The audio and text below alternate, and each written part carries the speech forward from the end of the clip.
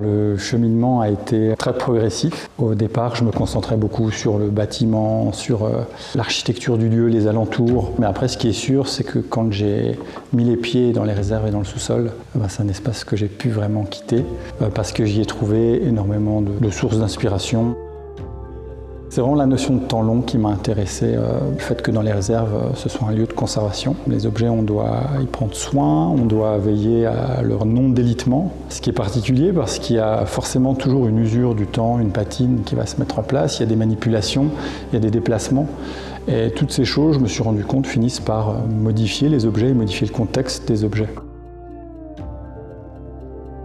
Les notions de traces et d'empreintes, on les retrouve vraiment régulièrement dans mon travail. J'aime bien leur aspect éphémère, impermanent. À la limite du visible, ça permet d'évoquer en creux tout un tas de choses. Et j'aime bien aussi évoquer les objets de façon indirecte. Ça permet de stimuler l'imaginaire. Pour moi, une empreinte, c'est nécessairement une rencontre entre un corps, un geste et un objet manufacturé. Je trouve que ces empreintes, ces présences entre guillemets antérieure d'un corps, ça permet de lire l'architecture et les environnements qui nous entourent de façon plus sensible et de façon plus poétique. J'ai un ancrage fort dans ma démarche avec la question du dessin. J'ai toujours considéré le dessin au sens large, c'est-à-dire que ce médium me plaît, m'intéresse parce qu'il se construit avec des éléments basiques. On parle de lignes.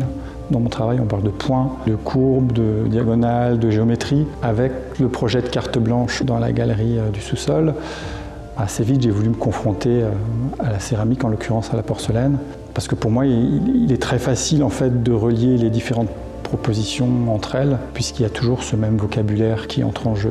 En l'occurrence, pour le travail en porcelaine que j'ai développé pour l'exposition, la matière, je l'ai volontairement travaillée pour qu'elle soit fragile, pour qu'elle puisse aussi se déliter au gré des manipulations. Il y a dans l'effacement et dans la disparition une poétique qui m'intéresse. Avec la céramique, j'ai quand même découvert une technique exigeante. Moi, j'ai l'habitude de travailler de façon très spontanée, d'aller directement vers le résultat recherché. J'ai travaillé de cette façon avec la porcelaine, mais ce que je n'avais pas mesuré, c'est tout le temps nécessaire à toutes les étapes du processus. Mais au final, je trouvais aussi intéressant à un moment que mes envies pour mes projets ne prennent pas le pas sur ce qui est nécessaire en fait, dès lors qu'on travaille en céramique. Il faut du temps. Et c'est aussi le cœur de ma proposition d'exposition, cette question de temps. Donc je me suis sans problème aligné à cet état de fait. Alors au musée, ce que j'ai découvert, c'est qu'à la différence d'un centre d'art et encore plus à la différence d'une galerie, les projets se superposent, les projets s'enchaînent. Donc il y a les collections, il y a la nécessité de conserver les œuvres, il y a beaucoup de projets satellites. Et c'est ces choses-là dont je me suis rendu compte de la complexité aussi, et puis de la diversité des activités en tout cas d'un musée. Et puis autre chose, là c'est peut-être un petit peu plus anecdotique, mais à mon arrivée au musée, je me suis rendu compte en me promenant qu'il y avait des collections de tout. Et on sent que sur les années, le musée s'est équipé, la logistique a aussi dû se mettre à niveau. Donc on y trouve tout un ensemble de socles. Enfin, il y a des collections de plein d'objets. Et ça, je trouvais aussi intéressant, et ça en dit long aussi sur l'envergure d'une structure muséale.